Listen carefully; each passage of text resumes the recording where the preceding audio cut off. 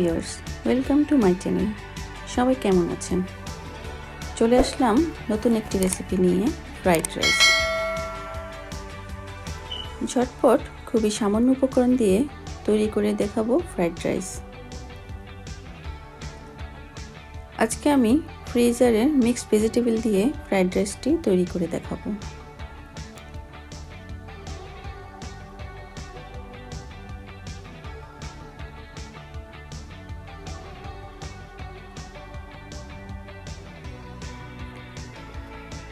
আমি 1 কাপ কালো জিরা চালকে বয়েল করে নিয়েছি। বয়েলের সময় আমি একটু তেল দিয়ে বয়েল করেছি, এর জন্য চালগুলো ঝরঝরে হয়েছে। আর নিয়েছি একটা ডিম,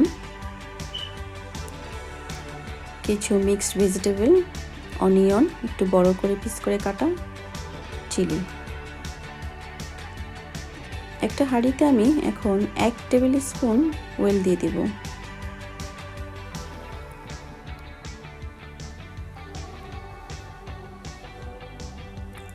আর দিয়ে দিব 1 টেবিল স্পুন বাটার।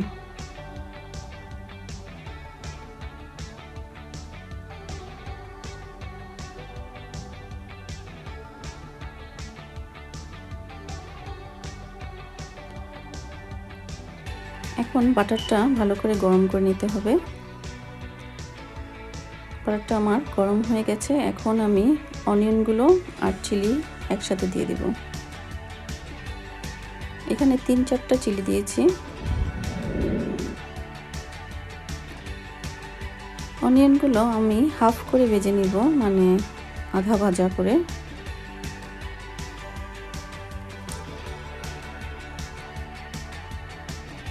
অনিয়নটা ভাজা হয়ে গেছে। এখন দিয়ে দিব মিক্সড ভেজিটেবলস।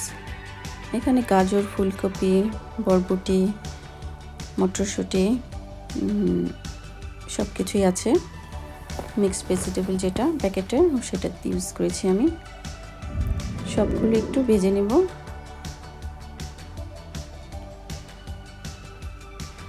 সবগুলো আমার ভাজা হয়ে গেছে। এখন ডিমটা ভালো করে ফেটে দিয়ে দেব।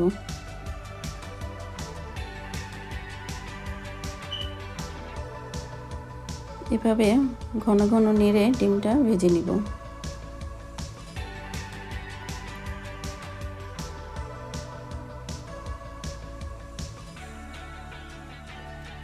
ডিমটা ভাজা হয়ে গেছে।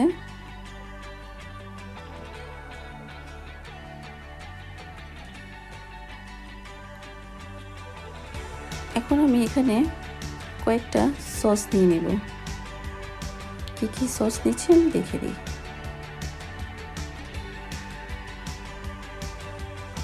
প্রথমে দিব 1 টেবিল স্পুন কেচাপ,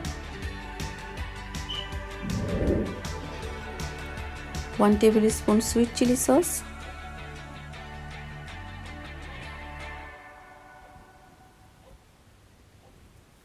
আর 1 tablespoon oyster sauce. oyster সসটা অনেক ঘন, তাই 1 টেবিল স্পুন দিলেই হবে। oyster সসটা আমার খুব ভালো লাগে। এই সসে কিন্তু চাইনিজ যে কোনো আইটেমের স্বাদটা অনেক বেশি বাড়িয়ে দেয়।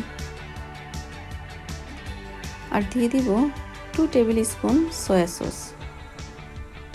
সয়া সসে লবণ থাকে, তাই আমি লবণটা খুব টেস্ট করে দিচ্ছি। একটু স্বাদ মতো লবণ দিয়ে দিলাম। এখন মিক্সড করে নিব। ভেজিটেবলের সাথে সসগুলো একটু মিক্সড করে নিব। এখন দিয়ে দিব বয়েল করা চালগুলো।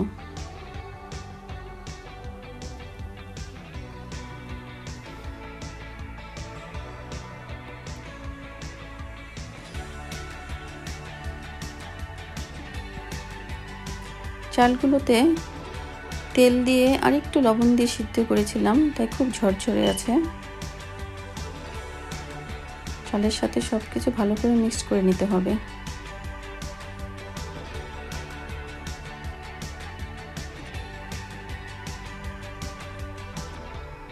এভাবে আমি 10 মিনিটের মতো চালগুলো একটু ভেজে নেব।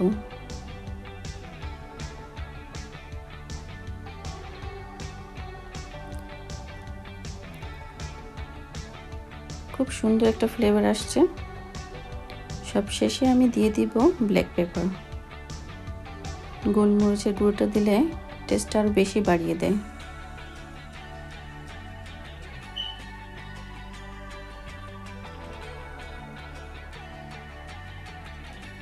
একটু হালকা করে মিশিয়ে নিব। হয়ে গেল আমার ফ্রাইড রাইস তৈরি।